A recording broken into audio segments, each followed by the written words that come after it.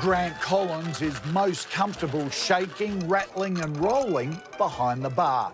This skilled mixologist is the owner of Gin Lane, a new small bar in Sydney.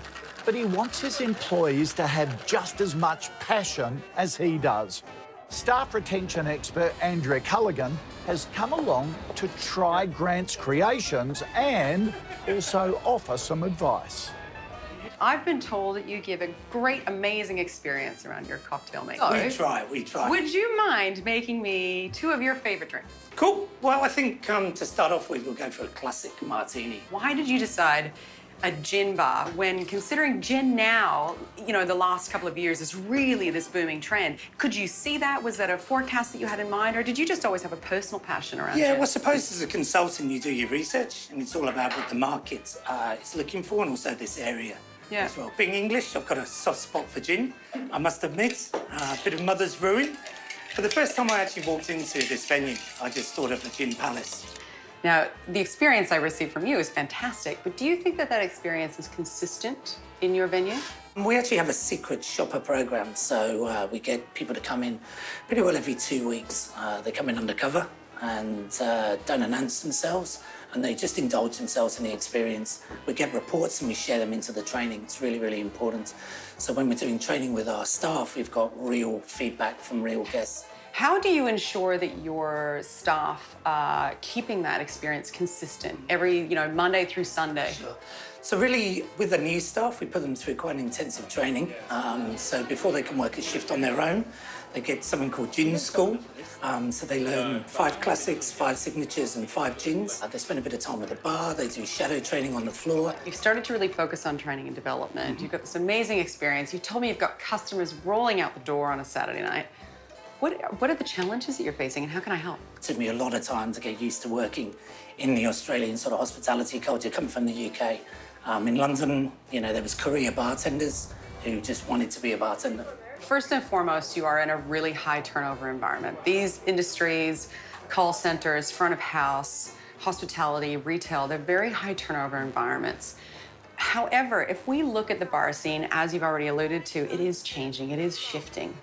So it is so important. And the primary reason is if we see the most successful venues in Australia, which you will know intimately by name, and I won't talk to them now, but they all have a consistent experience.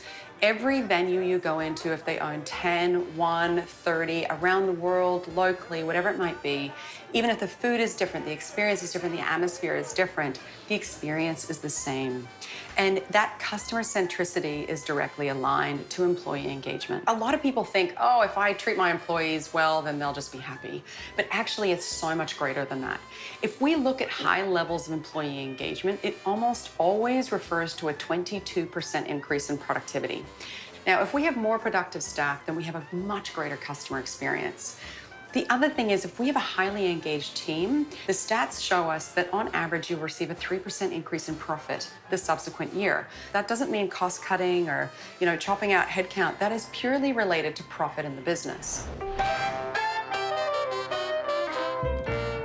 So what do you see as some of those challenges that you have around keeping those team members then? There's so many bars in Sydney now. So, hospitality mentality sometimes is the grass is always green on the other side. But obviously I've got experience working around the world and around Australia in other bars. And we really try and look after our staff here. We do a lot of social activities. But we also try and make it pretty clear that, we do have the best training here. If you were to leave to go to another bar, necessarily you're not going to get the training. And it works. We have a lot of working holiday visas who go off travelling Australia and then they come back to us again. So we must be doing something right there. They're literally called boomerangs. So people, they go and come back. We've got a few boomerangs, but yeah, it's quite a different mentality here with the Australian sort of hospitality scene. There's not so many career bartenders, waiters or managers at all. You've talked to me a lot about customer experience and how important it is to you. If you have that consistency and your employees are happy and they love working here and they stay here, then that customer retention, that customer experience will only increase. And not only that, Grant, it'll start to take the pressure off of you. So is there any tips on any of the ways I can sort of help engage my staff to share my vision?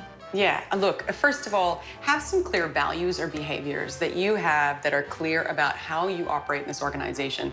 And sometimes behaviors are easier to talk to than values in a bar situation. There might be some, cynicism around values, but behaviors actually are a very understood trait. So if we look at the 4 key things around retention, the first one is recognition. It's the biggest piece of the puzzle. So how am I recognizing my team? Or if you want to look at it another way, how am I inspiring my team to really live the behaviors that I want for a consistent customer experience? The second one is learning and development. So you got the Gin School pretty dialed in, so you're kind of ticking the box there. But again, how are you going to train on customer experience? And do the role plays, have people walk in the door. What does that look like? What does that feel like? And then relay that back through your secret shopper. By the way, if you ever have an opening for the secret shopper, let me know. The third one is quality, which again, you've got dialed in. So quality of brand is so important to this particular environment and this particular industry. How do we make sure that it is, a quality experience every time we walk through? But the fourth one is the really most important one around being a human, which is just respect and ensuring that there's an equal and dual respect for us as humans. And, people don't buy from anything other than people. We all buy from humans. And the more human the experience, the more approachable the experience, the more easy the experience can be for the customer and for the employee, then the greater the success you'll have for both customer retention as well as employee retention.